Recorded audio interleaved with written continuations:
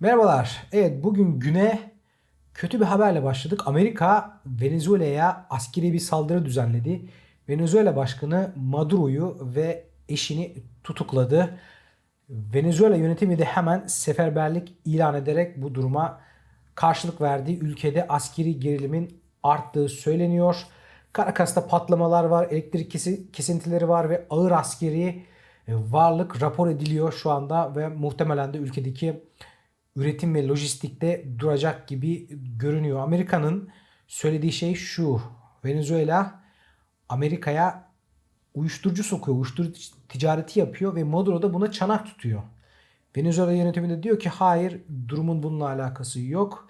Amerika'nın istediği bizim kaynaklarımız, petrolümüz ve işte değerli metallerimiz, altınlarımız bizim kaynaklarımıza el koyma girişiminde bulunuyor Amerika diyor. Şimdi Venezuela biliyorsunuz dünyadaki en büyük petrol yataklarına sahip ve Venezuela'daki petrol de dünyadaki en kaliteli petrol.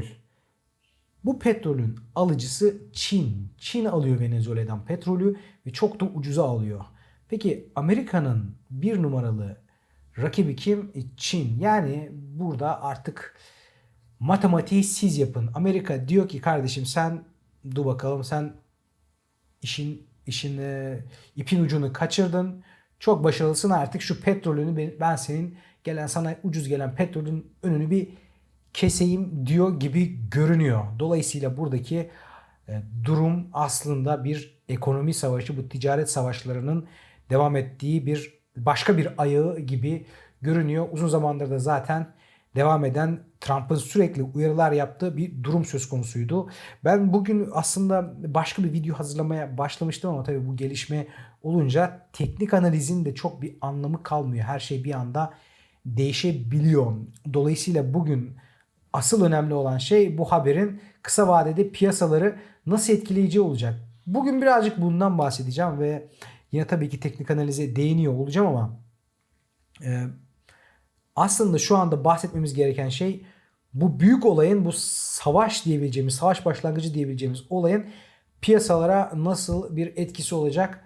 Bundan bahsediyor olacağım kısaca. Şimdi birincisi, tabii ki biliyoruz ki jeopolitik gelişmeler, jeopolitik riskler arttıkça altın yükselir ve altında artık kısa vadeli bir yükseliş beklemek mümkün önümüzdeki hafta. Önümüzdeki hafta alımlar gelme ihtimali fazla altına, çünkü risk iştahı düştükçe ilk giriş altına olur. Tabii ki emtialara yine girişler olacaktır. Aynı şekilde gümüşte de önümüzdeki hafta yükselişler olabilir. Güvenli liman, artık buralara, güvenli limana doğru kayışlar başlayabilir bunun arkasından. Ama bu kalıcı olacak mıdır, olmayacak mıdır? Bunu tartışmamız gerekir. Bir kere Amerika ile Venezuela arasında uzayıp giden bir savaşın söz konusu olabileceğini ben düşünmüyorum. Çünkü Venezuela'nın yanında duracak pek de bir müttefiki yok ve adamların savaş ekipmanları bile yok. Dolayısıyla buradaki çok artma ihtimali gerilimin çok artma ihtimalini düşünmüyorum. Özellikle de işte Venezuela'nın Amerika'ya e, karşı bir risk oluşturma ihtimalini pek düşünmüyorum bu noktada.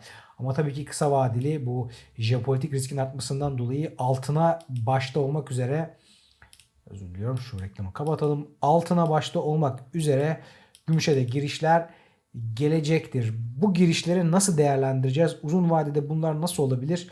Bunları bu seviyelerle beraber yarın bahsediyor olacağım. Yarın zaten pazar olduğu için e, kapalı olacak piyasalar, bizim için değişen bir şey olmayacak. Bir görelim bakalım bugün gelişmeler nasıl oluyor, ne gibi haberler geliyor. Yarın daha detaylı olarak hem de seviyelerle beraber geniş bir analiz yapıyor olacağım. Aynı şey gümüş için de geçerli olacak. Yine gümüşe de girişler bekliyoruz eğer şu andaki mevcut şartlar değişmezse. Ama gördüğünüz gibi gümüşte de düşen trend yapısı oluşmuştu. Buradaki aşırı doyum ve aşırı alım devam ediyor. Buraya yapılacak jeopolitik risklerin artmasıyla buraya yapılacak, altına ve gümüşe yapılacak alımların kalıcı olacağını düşünmediğimi şimdiden size söyleyeyim. Tabii altına biraz daha fazla girmesini bekliyorum. Gümüş hala altına göre riskli bir yatırım cinsi olduğundan risk iştahının artması gümüşe ikinci olarak yarayacaktır diye düşünüyorum. Tabii burada şu an biz işlemiyoruz ama enerji piyasalarına çok pozitif yansıyacaktır. Buradaki arz şoku dolayısıyla petrolde artışlar gözlenebilir ve diğer enerji piyasalarında artışlar gözlenebilir. Buralardaki artışların kalıcı olabileceğini düşünüyorum. Sebebi de şu: Venezuela'daki üretim ve ihracat uzun bir süre duraksayabilir. Bu uzun süre duraksamanın sonucunda da petrol fiyatlarında daha, yani altın ve gümüşe göre daha uzun bir yükseliş, daha orta vadeli bir yükseliş söz konusu olabilir. Çünkü zaten enerji piyasaları, özellikle petrol, çok düşmüştü. Uzun zamandır bir düşüş trendi içerisindeydi. Dolayısıyla belki buralarda daha orta vadeli, Venezuela'daki sorun çözülene kadar buradaki yükseliş söz konusu olabilir. Buna da yarın uzun uzun değineceğim. Şimdilik ana başlıkları veriyorum. Evet, bunlardan bahsetmişken tabii ben bir yandan da kısaca borsalarda ne oluyor onlardan bahsetmek istiyorum. Borsa İstanbul'da beklediğimiz yükseliş başlamıştı dün. Bu yükselişin devam edeceğini düşünüyorum. 11.279'a kadar. Venezuela'da yaşanan gerilimin burayı çok etkileyeceğini çok düşünmüyorum, açık konuşmak gerekirse. Çünkü zaten buradaki alımlar zaten beklediğimiz şeylerdi. Venezuela'daki durumun bizi çok etkileyeceğini düşünmüyorum. Yarın yine rakamlarla burayı veriyor olacağım. Asıl etkisi borsalara olacaktır. Borsalarda dün spekülatif hareketler vardı ve bugün aslında çok iyi bir analiz yapmıştım ama maalesef bu gelişmeyle analizimiz, tabii ki temel analiz her zaman teknik analizin önüne geçebiliyor.